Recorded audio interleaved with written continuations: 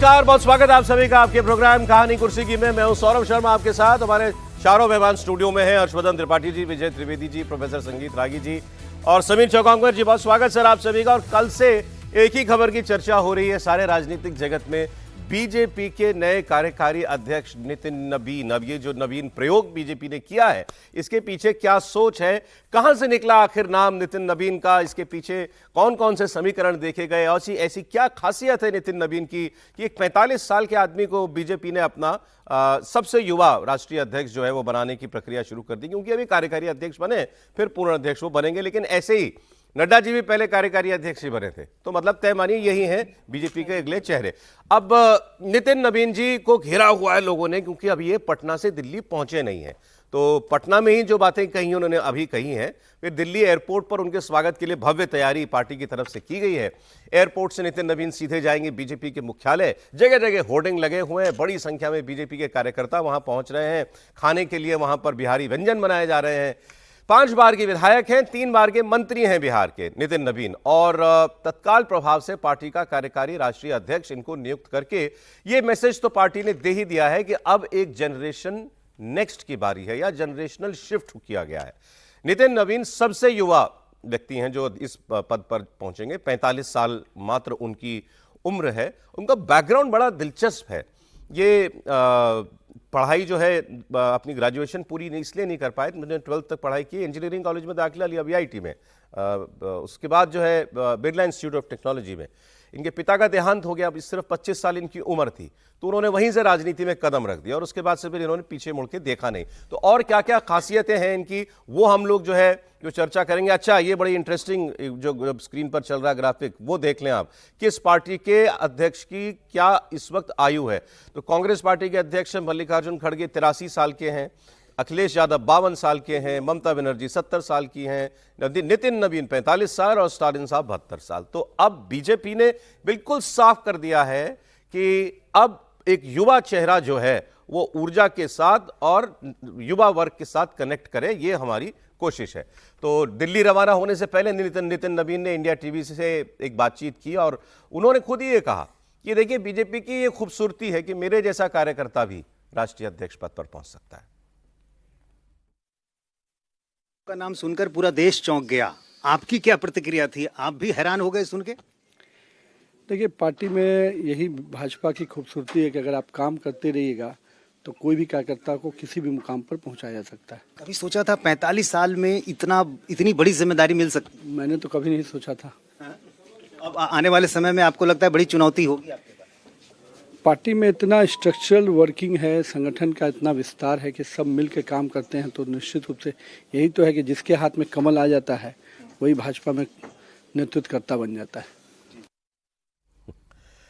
अच्छा, बीजेपी ने आखिर 45 वर्ष के नितिन नबीन को कार्यकारी अध्यक्ष क्यों, कैसे बनाया, इसके पीछे प्रधानमंत्री की क्या सोच है, संघ का क्या इनपुट था, नितिन नबीन के कार्यकारी अध्यक्ष बनने से बंगाल के चुनाव में क्या कोई असर पड़ेगा, इन सारे सवालों का जवाब केंद्रीय मंत्री गिरिराज सिंह ने दिया।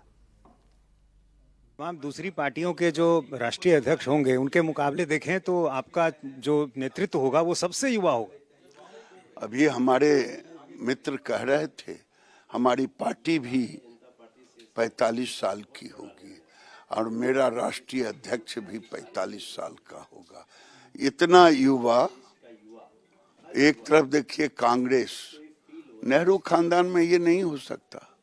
नेहरू खानदान में खानदान के इर्द गिर्द ही होगा, और जो अपने को अध्यक्ष दूसरा बन भी गया, अध्यक्ष की तरह भूमिका निभाएगा, वो सीताराम केसरी जी वाली स्थिति होगी। तो इसको ऐसे भी देखा जाए कि बीजेपी की जो एक तीसरी पीढ़ी है वो अब खड़ी की जा रही है नेतृत्व में। बिल्कुल सही। आप कांग्रेस को देखिए, वो 80 साल के बूढ़े को ले आया। ये आप देखिए, पार्टी को ऊर्जा देने के लिए पार्टी के उम्र का, तो ये दोनों में काफी अंतर है। और जहां तक लोग कहते हैं बंगाल के चुनाव का सवाल, बंगाल का चुनाव तो भारतीय जनता पार्टी को वहां की जनता ने तय कर ली है, ममता बनर्जी को हटाना। अच्छा, इस पर एक बड़ा इंटरेस्टिंग रिएक्शन मनोज तिवारी जी का आया, सांसद जो हैं बीजेपी के। उन्होंने कहा यह बिहार की जीत का पुरस्कार है। बीजेपी सांसद ने कहा 45 साल की बीजेपी, 45 साल का अध्यक्ष।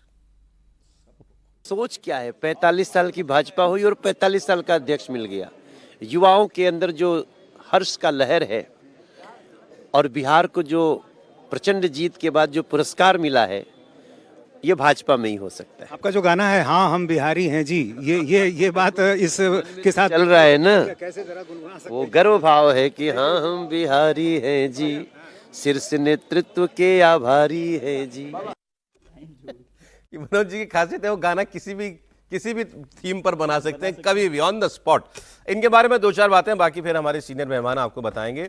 कहा जाता है कि अमित शाह जी की नजर नितिन नवीन जी पर पड़ी जब ये छत्तीसगढ़ का चुनाव में शायद सह प्रभारी थे, और उस वक्त इनके डेडिकेशन देख करके तब से उनके नजर में ये थे कि ये व्यक्ति जो है बहुत परिश्रमी व्यक्ति है। अब मैंने ये पढ़ा इनके बारे में कि छत्तीसगढ़ के चुनाव से 1-1.5 साल पहले से इन्होंने हफ्ते में कम से कम 4 दिन छत्तीसगढ़ में बिताना शुरू कर दिए थे। तो ये बताता है कि ये व्यक्ति कितना परिश्रमी है, एक बात। दूसरा, ये बताया जाता है बहुत एक्सेसिबल आदमी है, लोगों के बीच में जाना, किसी से भी मिल लेना, पार्टी कार्यकर्ताओं वर्कर्स के बीच में इनकी मतलब कोई भी व्यक्ति इन तक बड़ी आसानी से पहुंच सकता है। फिर इनको दिल्ली के चुनाव में भी इनसे काम लिया गया। दिल्ली का चुनाव भी बड़ी कामयाबी के साथ जो है वो भारतीय जनता पार्टी ने जीता। तो इनके बारे में एक ये ख्याति बन रही थी पार्टी के अंदर कि ये व्यक्ति ऑर्गेनाइजेशन का बड़ा कामयाब आदमी है, ये मतलब जानता है, मतलब पार्टी के स्ट्रक्चर को, पार्टी के नट बोल्ट कहाँ क्या टाइट करने हैं, ये काम नितिन नवीन को बखूबी आता है। और बिहार में तो ये लगातार फिर थे, बिहार में इनका ग्राफ लगातार ऊपर की तरफ जो है वो बढ़ ही रहा था। तो पहले एक बार समीर जी बता दें क्या क्या बातें आपने अभी तक जानी होगी, लोगों से आपकी खूब बात हुई होगी, नितिन नवीन का नाम कहां से आया और कब से चल रहा था चर्चाओं में? देखिए, बहुत सरप्राइजिंग नाम है नितिन नवीन का। अगर नाम देखें तो सब कुछ सरप्राइज हुए पार्टी में। अगर देखें तो ऊपर से नीचे तक तमाम लोग सरप्राइज हुए कि भाई नितिन नवीन का नाम अचानक इस तरीके से आना, मतलब एक आउट ऑफ बॉक्स आना सबको सरप्राइज कर गया। लेकिन ठीक है, भारतीय जनता पार्टी के संगठन का एक संस्कार का या संगठन की पहचान का या प्रधानमंत्री नरेंद्र मोदी और अमित शाह का देखें कि वो किस तरीके से संगठन में निचले स्तर के कार्यकर्ताओं को सर्वोच्च पद पर लेकर आते हैं। और नितिन नवीन तो आप देखिए ना, उसके भारतीय जनता पार्टी के अगर आप नेशनल टीम में अगर आप देखेंगे तो ये मार्गदर्शक मंडल में भी नहीं रहे, ये भारतीय जनता पार्टी के राष्ट्रीय महासचिव भी नहीं रहे, ये भारतीय जनता पार्टी के पार्लियामेंट्री बोर्ड भी नहीं रहे, ये भारतीय जनता पार्टी के जो नेशनल ऑफिस ब्यूरो है वो उसमें भी नहीं रहे। 45 लोगों की जो टीम है उसमें भी नितिन नवीन नहीं थे, सिर्फ राष्ट्रीय कार्यकारिणी के सदस्य थे। और कोई ऐसे बड़े राज्यों का प्रभार भी नहीं रहा। छत्तीसगढ़ के प्रभारी रहे, सिक्किम में कुछ समय रहे हुआ, ऐसा भी नहीं हो कि भाई बिहार प्रदेश के अध्यक्ष रहे और वहां संगठन के लिए इनका कोई सिक्किम में भी पार्टी को खड़ा करने में सिक्किम में भी रहे, वहां से 2 एमएलए भी जीते थे, कहते हैं कि उनकी बड़ी भूमिका रही है। लेकिन इतना संगठन का होने के बाद भी बिहार के ये अध्यक्ष नहीं बने, कोई नेशनल लेवल पर इनका नहीं रहा। और अगर नितिन नवीन पर इतना ध्यान था पार्टी का, तो मुझे लगता है फिर नितिन नवीन को चुनाव लड़वाना, विधायक बनवाना। और 20 तारीख को शपथ ग्रहण तो हुआ उनका भी, पिछले महीने 20 तारीख को मंत्रिमंडल जब बना है नीतीश का, उसमें वो मंत्री बने 1-1.5 महीने पहले, और उसके बाद उनको सीधे राष्ट्रीय अध्यक्ष बना दिया गया। तो मुझे लग रहा है कि भारतीय जनता पार्टी के शीर्ष नेतृत्व के मन में रहा हुआ कि इस बार भाई बिहार की तरफ से किसी को लेकर आना है, और कोई युवा हो जो भाई मतलब यंग हो, युवाओं में मैसेज जा सके। तो तमाम युवाओं में ऐसा लगा होगा कि इस समय नितिन नवीन और किसी अपर कास्ट के नेता को बनाना होगा। तो वो कास्ट भी हैं, युवा भी है, बिहार से आते हैं, संघ और संगठन से जुड़े हुए रहे, उनके पिता विधायक रहे, उसके पिताजी के निधन के बाद ये वहाँ से 5 बार विधायक बने, मंत्री बने। और जनसंघ को और संघ के लिए जो और बीजेपी के लिए जो बिहार में इनके पिता ने योगदान दिया है, वो बड़ी भूमिका रही है कि भाई संघ से भी जुड़े रहें। खुद का स्वभाव बहुत ऐसा है कि सबको साथ लेकर चलते हैं, इतने मतलब डाउन टू अर्थ है, सबके लिए दरवाजे खुले रहते हैं, फोन पे उपलब्ध रहते हैं, कोई कंट्रोवर्सी नहीं जुड़ी है। ये सब तमाम बातें रही होगी लेने के बाद। एक तो जातिवादी जो बात आपने बताई ना, तो उनको बनाया आजकल चुनाव में हम लोग एक टर्म यूज करने लगे, कास्ट न्यूट्रल, मतलब ऐसी कास्ट जिससे कोई रिएक्शन ना हो किसी और समाज में। तो वो कास्ट ऐसी है, जाति ऐसा है ना कि राजपूत है तो ब्राह्मण नाराज हो जाएगा, ब्राह्मण होगा तो राजपूत नाराज वो होगा, इनके केस में जाट होगा तो गुज्जर नाराज होगा, गुज्जर होगा तो जाट नाराज। इनके केस में बिहार में 2 बातें जो बताते हैं लोग, क्योंकि संकेत उस वक्त नहीं पढ़ पाया कोई, क्योंकि कोई इमेजिन ही नहीं कर सकता था कि नितिन नवीन का भी नाम चल जाएगा भी राष्ट्रीय अध्यक्ष के लिए। लेकिन अब जो लोग कह रहे हैं, कुछ संकेत जो थे कि चुनाव में अमित शाह जी इनके घर भी गए बिहार के इलेक्शन में, तो वो एक ये था कि वो इतनी इंपॉर्टेंस इस व्यक्ति को देते हैं, इनके घर तक उनका जाना। दूसरा, एक बहुत अहम स्ट्रैटेजी बीजेपी की जो बिहार में कामयाब हुई वो थी जीविका दीदी का नेटवर्क उसको बनाना, एक्टिव करना चुनाव में। हमने सुना था ना कि जीविका दीदी वो फिर और महिलाओं को ले लेके जो है वो बूथ पर पहुंच रही थी, वो टास्क भी इन्हीं को दिया गया था।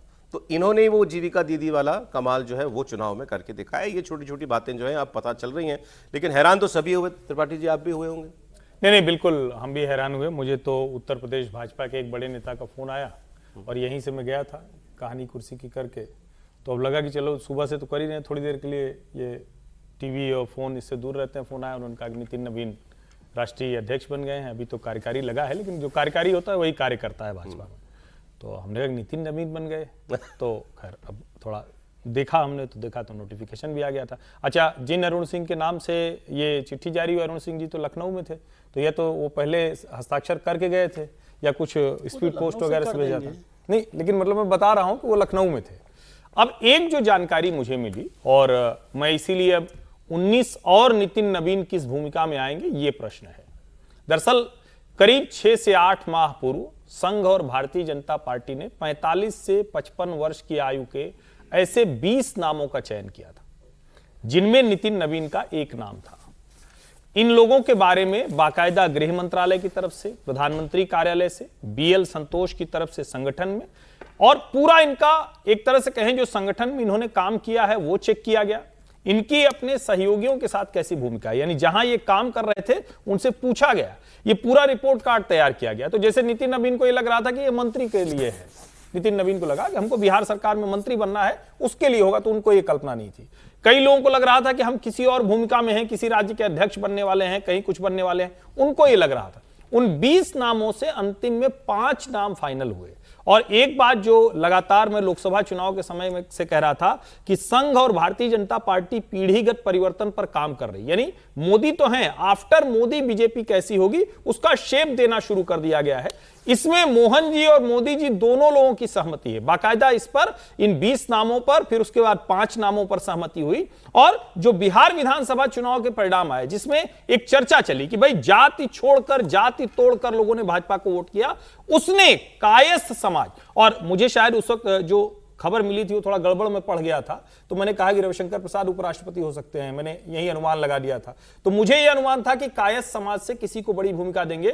भाजपा यह भी कहती है कि डॉक्टर राजेंद्र प्रसाद जो प्रथम राष्ट्रपति थे, उनको कांग्रेस पार्टी ने सम्मान नहीं दिया। तो मुझे पूरा यकीन था कि कायस्थ समाज से किसी को बड़ी भूमिका मिलने वाली है। और भले भाजपा ब्राह्मण बनिया पार्टी कही जाती रही, लेकिन कायस्थ भी उसी तरह से हमेशा जुड़ा रहा, तो उनको यह सम्मान दिया गया। और अंत में कायस्थ किसी को डराता नहीं है, ये समझिए आप। तो जब ओबीसी यहां किया, और एक लाइन बस जोड़ दूं, Pankaj Chaudhary short term strategic appointment, Nitin नवीन लॉन्ग टर्म फ्यूचरिस्टिक अपॉइंटमेंट है। ये दोनों का फर्क है। Pankaj Chaudhary short term strategic appointment है, फिर मैं कह रहा हूं, और नितिन नवीन long term futuristic appointment. Pankaj ji की उम्र कितनी है? 61। अच्छा, 61। राजनीति के हिसाब से तो युवा वो भी हैं। नहीं, लेकिन वो युवा का मसला नहीं है। युवा मतलब पंकज जी भले व्यक्ति हैं, लेकिन अभी लंबा समय है उनके अंदर वो वाली नहीं है जो। अब लेकिन ये बड़ी आपने इंटरेस्टिंग बात बताई कि मतलब कि 1-1.5 महीना पहले ये एक्सरसाइज हुई कि 6 से 8 महीना पहले कि 45 से 55 साल के 20 लोगों को, 20 लोग कौन और है, सब राज्यों के थे, कहीं अच्छा हर राज्य, सब राज्यों से बीजेपी और आरएसएस की जॉइंट एक्सरसाइज। बिल्कुल। और इसमें से कोई भी ऐसा नहीं था जो आरएसएस और एबीवीपी की पृष्ठभूमि से या संघ परिवार के किसी न किसी संगठन की पृष्ठभूमि से नहीं हो। ठीक है, तो वो आरएसएस का बैकग्राउंड वाले थे। मतलब ये पार्टी के अंदर और संघ के अंदर ये बात बिल्कुल क्लियर थी कि हमें किसी युवा चेहरे पे ही जाना। बिल्कुल, ये तय था, ये एकदम कोई जमे जमाए घिसे घिसाए नेता नहीं चाहिए। बिल्कुल ठीक। बिल्कुल। ये तो एक नया इनपुट ये पता चला। सर, आपके पास कोई इंफॉर्मेशन होगा इससे जुड़ी हुई? फिर नितिन नवीन की क्या खासियत है? एक तो नितिन नवीन को जनरेशनल चेंज तो बीजेपी काफ़ी समय से इस एक्सरसाइज में लगी हुई है। जो अभी मुख्यमंत्री भी बनाए गए राज्यों में, वो सारे जनरेशनल चेंज वाले मुख्यमंत्री। गुजरात में उप मुख्यमंत्री बनाए जिनको, हाँ, हर्ष सांघवी, वो तो बहुत ही छोटे हैं। हाँ, लेकिन बहुत पावरफुल है। वो तो चीफ मिनिस्टर बनने वाले थे, पता नहीं क्यों नहीं बने, मुझे जानकारी नहीं। लेकिन वो तो सभी लोग उस तरह से, या इनको देख लीजिए, मोहन यादव को देख लीजिए, भजन लाल जी को देख लीजिए, सब लोग तो जनरेशनल, रेखा जी को देख लीजिए, तो जनरेशनल चेंज का काम तो भारतीय जनता पार्टी में चल रहा है। और ये सब आपने जो ग्राफिक्स बताया उससे भी समझ में आता है कि और पार्टीज के अध्यक्ष कहाँ हैं। हालांकि वैसे तो ये नितिन नवीन जी पार्टी की उम्र के हैं, बराबर 45 साल की पार्टी हुई है, अप्रैल 80 में बनी थी पार्टी, और नितिन नवीन साहब मई 1980 बॉर्न है, तो उस हिसाब से तो खड़गे साहब पार्टी की उम्र के आधी उम्र के हैं, तो वो भी युवा ही हैं। तो लेकिन एक तो जनरेशनल चेंज की बात है। अब 20 नामों की कुछ चर्चा हुई थी कि संघ में इस बात पर चर्चा चल रही थी, अब कितना हुआ। यदि ऐसा ही था तो मोहन जी ने ये क्यों कहा कि अगर हमें बनाना होता तो हम तो अब तक देर नहीं करते। ये बात तो कही गई ना, कही थी। तो और मोहन जी कोई बात बिना बात के तो नहीं बोलते। अब उनकी क्या भूमिका रही नहीं रही मुझे जानकारी नहीं है, लेकिन एक नई पीढ़ी को लेकर आना और उसके साथ काम करने का एक बड़ी वजह ये भी है। ये आप रिस्क क्यों लेते हो? क्योंकि आपको उनको मौका देना है और आगे के लिए बहुत रिस्क नहीं है। अभी एक नई एक लीडरशिप है नरेंद्र मोदी की और अमित शाह की, बिल्कुल, जो चला रही है पार्टी को एक तरह से। तो मतलब उनको सीखने के लिए, उनको काम को आगे चलाने के लिए हैंड होल्डिंग करने वाले लोग हैं, हैंड होल्डिंग करने वाले लोग हैं। और जैसे मैं मजाक में कहता रहता हूं कि वैसे भी भारतीय जनता पार्टी को राष्ट्रीय अध्यक्ष की जरूरत नहीं है, अमित शाह जी को एक कार्यकारी अध्यक्ष की जरूरत है, क्योंकि स्थायी अध्यक्ष पार्टी के अमित शाह जी हैं। प्रैक्टिकल बात यह है। तो इसलिए बेहतर है कि ऐसे टाइम पर जब ये रिस्क नहीं हो तो एक नए नेता को लेकर आ जाएं और उसके साथ तैयारी करें। और वो युवा है, इसमें मैं कोई बंगाल कनेक्शन नहीं देखता। बंगाल में कोई नितिन नवीन से कुछ होने वाला है, मतलब वो काम करके तो जिता सकते होंगे, लेकिन उनके पर्सनैलिटी इंप्रेशन से कोई बंगाल में फर्क पड़ेगा ऐसा नहीं, ओवरऑल भी नहीं पड़ेगा। लेकिन एक नया युवा चेहरा आए और वो काम करे तो उससे बेहतर बात है। एक चीज तो ये सर बिल्कुल साफ दिखाई देती है प्रोफेसर साहब कि ये मतलब ये पार्टी या संघ ये एक इंस्टीट्यूशनल स्ट्रक्चर की तरह काम करते हैं। अभी कोई इमीडिएट गेन या इमीडिएट, जैसे उन्होंने कहा, एक स्ट्रेटेजिक इमीडिएट कोई स्ट्रेटेजिकली को हमें कुछ काम करना है उसके लिए नहीं। लाइन और बोलूं, जैसे अभी हर्षवर्धन जी ने कहा ना कि 20 नाम जोड़े गए थे जिसमें से निकाला गया 5। ऐसा कैसा नरेंद्र मोदी जी को जब प्रधानमंत्री बनाने की बात हो रही थी तब भी ऐसा ही हुआ था कि शिवराज जी की बात हो रही थी, मनोहर पर्रिकर की बात, ये 5-7 नाम उस समय ये एक्सरसाइज जो है आप दूसरी पार्टियों में नहीं उम्मीद करते। अभी जो हमने नाम ही बताया, अब ममता जी हैं तो ममता जी ही रहेंगी ना, अखिलेश जी हैं तो अखिलेश जी ही रहेंगे, स्टालिन है स्टालिन ही रहेंगे। उनकी पार्टी है ना। आप एक भारतीय जनता कांग्रेस में भी मान चलिए कांग्रेस में भी और भारतीय जनता पार्टी। हाँ, तो कांग्रेस में भी आप ये एक्सरसाइज नहीं देखते कि भाई हाँ यंग ब्लड लेके आओ, नया ऊर्जावान व्यक्ति लेके आओ, किसी में कोई खास बात है, किसी में कोई एक्सपेक्ट करे भाई ये मेहनत बहुत कर सकता है, नहीं साहब इसमें ये बड़ी खूबी है, ऐसे आदमी को आगे लेकर के बड़ी जिम्मेदारी दो, वो नहीं। आगे के लिए देखना, अपनी विचारधारा, अपनी संस्था, अपने संस्थान को कैसे जमाए रखना, ये काम बीजेपी सोच रही है। मुझे लगता है यदि नहीं सोच रही होती तो ऐसा क्या निर्णय हो सकता था क्या। दूसरी बात, जिसे हम कहते हैं ना, नचिकेताओं को तो खोजा ही जाता है ना, और खोजने में तो प्रयास करना पड़ेगा। अब ऐसा तो है नहीं कि ये जो कहा जा रहा है 1.5 साल से नड्डा जी बने हुए थे, तो तलाश तो जारी थी। और जब तलाश जारी होती है और कई प्रकार के सवाल संघ से जुड़े हुए, भारतीय जनता पार्टी से जुड़े हुए, संघ और भारतीय जनता पार्टी से संबंधों से जुड़े हुए, पिछले 1.5 साल के अंदर हमने बहुत कुछ सुना है, बहुत कुछ हम लोगों ने इसी मंच से, इसी कहानी कुर्सी से हम लोगों ने व्यक्त भी किया है। ऐसे में ये बात तो जरूर है, किसी एक भारतीय जनता पार्टी के बड़े नेता ने कहा था, उत्तर प्रदेश से आते हैं, कि उनकी नजर सब पर रहती है। जैसे आप कहते हैं ना कि आप क्या कर रहे हैं, संगठन के लिए कितना कौन कमिटेड काम कर रहा है। ऐसा नहीं है कि वो जो केंद्रीय नेतृत्व है शीर्ष नेतृत्व है।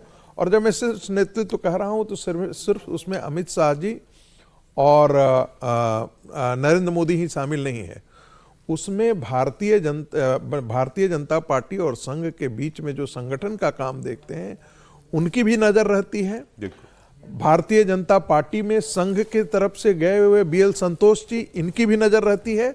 और सभी मिलकर के ये ध्यान में रखता है कि कौन हमारे लिए सर्वश्रेष्ठ कार्य करता है जो आगे की लड़ाई रहे। ऐसा नहीं होगा कि ये अकेले इतने कुशल और बुद्धिमान होंगे, और भी सारे होंगे, लेकिन कई बार ये चुनाव करना पड़ता है। आपके पास 10-12 ऐसे अच्छे हुए, उसमें से किसी एक का चुनाव करना पड़ता है जी।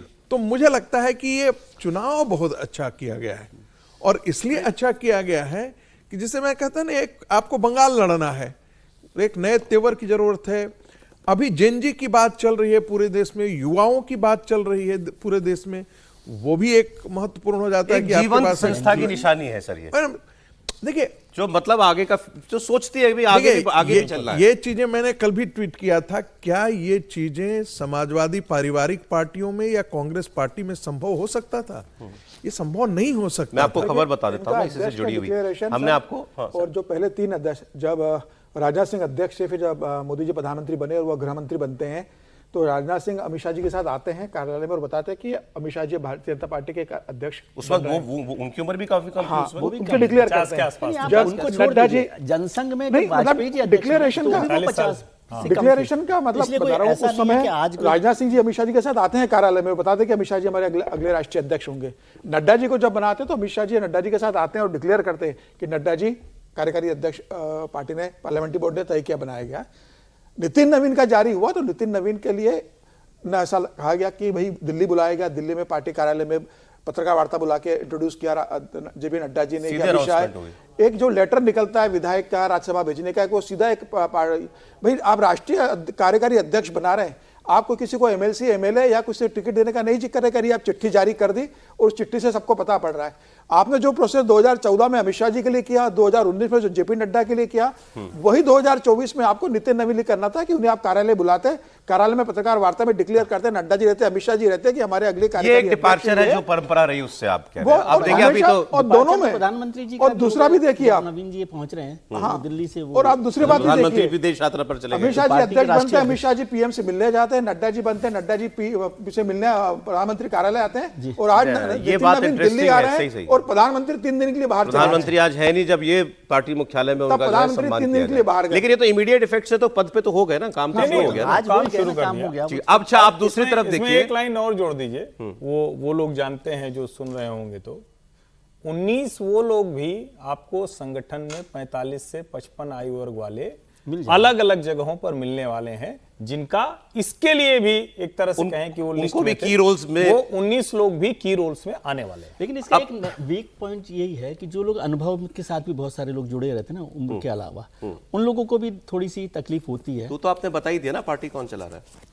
वो तो कुछ और लोग हैं जिन्हें मौका होता है। मतलब ये एक विजय जी- weak point विजय जी है। कह रहे हैं- आप एक्सपेरिमेंट कब करते हैं? सौरभ जब जी- मुझे मालूम है Hand मेरा टर्म holding- सेफ है। हाँ, सौरभ जी- वो इसीलिए नहीं, ये सही दो है। स्थितियों में, दो स्थितियों में, एक सौरभ जी, मिनट, एक लाइन बोलूं, पहले जिनकी आगवानी ये करते थे बिहार में, अब उनकी आगवानी वो करेंगे आपने बिहार में। मन की बात कह दी। मैं आते हुए ऑफिस आते हुए सोच रहा था कि मतलब अब सोचिए, मतलब अब मोदी विनोद जी, तावड़े जी को देखिए ना, राजनाथ धर्मेंद्र प्रधान जी को देखिए, राजनाथ जी, गृह मंत्री जी, नड्डा जी, गडकरी जी, किसी कार्यक्रम में इमेजिन कीजिए सब बैठे हैं, शिवराज- राष्ट्रीय अध्यक्ष की एंट्री होती है। शिवराज जी, योगी जी लेकिन बैठे ऐसा हैं। पार्टी में होता है। योगी जी अडवाणी जी बैठे के हैं। सामने भी इसी- जब ये लोग आए इसी तो को आप- अडवाणी जी वहां पर उस पार्टी में ये परंपरा है कि जो पद है संस्था- वो महत्वपूर्ण है, बस संस्था ये महत्वपूर्ण है। परंपरा जो वहां वहां पर- पर वहीं मैं आपको रोक दूं, इन नितिन से ज्यादा उन नितिन को कौन जानता था? उस वक्त तो नहीं जानता। 2009 में जब नितिन गडकरी आए थे तो बस उनके साथ एक अच्छा था कि वो महाराष्ट्र के अध्यक्ष थे, सेम यही कैपेसिटी नहीं, लेकिन थी वो भाई, तो क्योंकि मंत्री- महाराष्ट्र के मंत्री हैं। मंत्री के तौर और पर वही मंत्री हैं, ये भी पथ निर्माण पथ मंत्री है, निर्माण वो में भी वो भी पथ पथ निर्माण निर्माण मंत्री। लेकिन वो संघ के फिर वो उस समय- कहा जा रहा था कि नागपुर हैं तो भाई वो स्कूटर वाली फोटो भी डलवाते थे, फोटो छपवाते भी थे, तो नितिन गडकरी थोड़ा पैकेजिंग वगैरह में ज्यादा यहां से, उस्ताद क्योंकि हम आदमी और हैं। पार्टियों की बात भी कर रहे थे, तो अभी ये 45 साल की युवा अध्यक्ष मिल गए बीजेपी को, तो दूसरी तरफ कांग्रेस का क्या हाल है? आपको याद होगा कि थोड़े दिनों पहले, अभी परसों, हम शायद शुक्रवार को ही बात कर रहे थे, ओडिशा के एक सीनियर एक्स मिनिस्टर और लीडर मोहम्मद मुकीम, इन्होंने सीधे एक चिट्ठी लिखी थी सोनिया जी को शायद, और उन्होंने ये कहा था कि भाई अब पार्टी को एक युवा चेहरा चाहिए। 83 साल के मल्लिकार्जुन खड़गे जी हो गए हैं और अब किसी नए व्यक्ति को आगे लाइए। आप, उन्होंने कहा प्रियंका जी को सेंट्रल रोल में लाइए, आप सचिन पायलट जैसे, शशि थरूर जैसे लोगों को अहम भूमिकाएं दीजिए। तो बीजेपी बना रही है वही काम जो वो अपनी पार्टी में चाह रहे हैं, बीजेपी ने कर दिया, और जिसने कांग्रेस में ये मांग उठाई उसी का पत्ता कट गया। ओडिशा के सीनियर नेता मोहम्मद मुकीम ने 2 दिन पहले जो मांग की थी उसकी वजह से पार्टी ने उनको निकाल दिया है। उनकी बात आप वो सुन लीजिए, उनका जो गुनाह था क्या था वो सुन लीजिए। मैं अकेला नहीं हूँ, ऐसे करोड़ों कांग्रेस वर्कर्स हैं जो डिसअपॉइंटेड हैं, डिसहार्टन है कि पार्टी अगर ग्रो नहीं किया, पार्टी अगर आगे नहीं आया, तो हम लोग इतना सेक्रीफाइस किए हैं पार्टी के लिए, हमारी क्या होगी। इसलिए हमने उनको एक लेटर लिखा है कि मैडम सोनिया जी, इस दर से पार्टी गुजर रहा है और इसमें आपकी सलाह की ज़रूरत है। नए लीडरशिप को सामने लाना ज़रूरत है। हमारे आदरणीय AICC जो मुखिया हैं श्री मल्लिकार्जुन खड़गे जी बहुत वरिष्ठ नेता हैं, बट एज उनके फेवर में नहीं है। 83 साल उम्र हो चुका है।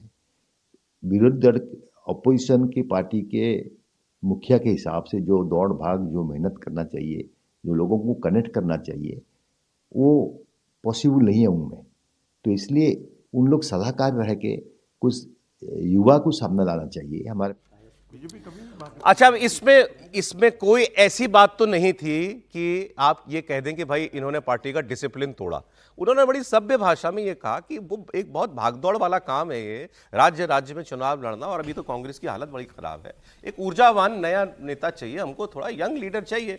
मान लीजिए किसी ने ऐसी बात कह दी। वैसे तो कांग्रेस बहुत कहती है हमारी इंटरनल डेमोक्रेसी है, हमारे यहाँ तो थरूर जी चुनाव लड़ गए थे राष्ट्रीय अध्यक्ष का, उसके बाद ही पार्टी में बने हुए हैं। मोदी जी की इतनी तारीफ करते हैं तब भी पार्टी में बने हुए हैं। तो इस व्यक्ति ने क्या गुनाह कर दिया था भला? क्यों आपने इसको जो है पार्टी से निकाला? सर देखिए, मैं तो अभी विजय जी की बात शुरू करूंगा। उन्होंने कहा कि देखिए अमित शाह जी और नरेंद्र मोदी चलाते हैं, उनको तो एक कार्यकारी अध्यक्ष की जरूरत है। एक प्रकार से उन्होंने बड़ा अच्छा व्यंग किया, लेकिन यह ध्यान रखना चाहिए कि वो तो कम से कम पार्टी को जिताते हैं। यहां पर कौन है? यहां पर आप खड़गे जी को चुन देते हैं, किसी और को भी चुन दे, कोई फर्क नहीं पड़ता है। चलाता कौन है? सोनिया गांधी चलाती है, राहुल गांधी। अब तो सोनिया गांधी भी खत्म हो गई परिदृश्य से। और वो आदमी जो हार रहा है, रोज हार रहा है, जिसके पास विजन ही नहीं है, कोई नया। देखिए, भारतीय जनता पार्टी की जीत के पीछे चाहे वो संगठनात्मक चीज तो है ही, राष्ट्रीय स्वयंसेवक है ही, लेकिन प्रयोग धर्मिता भी उसकी एक बहुत बड़ी चीज है। भारतीय जनता पार्टी नए प्रयोग कर रही है। ठीक है कि जो एक बहुत अच्छे एक मैनेजमेंट साइंटिस्ट ने कहा था कि कोई कहता है कि हम टॉप पर जाकर के कोई गलती नहीं करेंगे, ऐसे आदमी को हम टॉप पर रखते ही नहीं, क्योंकि जो नया प्रयोग करेगा वो तो गलती करेगा ही ना कुछ तो गलती करेगा। तो ऐसा नहीं है कि भारतीय जनता पार्टी का शीर्ष नेतृत्व प्रयोग करे और कोई गलती ही नहीं करेगा, लेकिन सफलता और असफलता के बीच का जो जिसे अनुपात कहते हैं उसको देख लें तो लगता है कि बहुत ही अच्छी बात है। अच्छा, और उसने कहा जाता है, बार बार कहा जाता है कांग्रेस में आंतरिक डेमोक्रेसी है। अरे क्या डेमोक्रेसी भाई? कुछ भी तो बेचारे ने नहीं बोला, उसको अपने पार्टी के बाहर का रास्ता दिखा दिया। दूसरा आपने कहा पार्टी कौन चलाता है, इसका तो प्रमाण पार्टी खुद ही रोज देती है कि पार्टी चला कौन रहा है। कांग्रेस पार्टी भाषण देने कल ये जो वही बता रहा हूं सर, एक ब्रेक ले रहा हूं, लेकिन ब्रेक के बाद आपको दिखाऊंगा मैं वो बयान। कल एक दिल्ली में रामलीला मैदान में वोट चोरी को लेकर कांग्रेस ने बहुत बड़ी सभा की। उसमें सारे नेता थे जो आप तस्वीर में देख रहे हैं।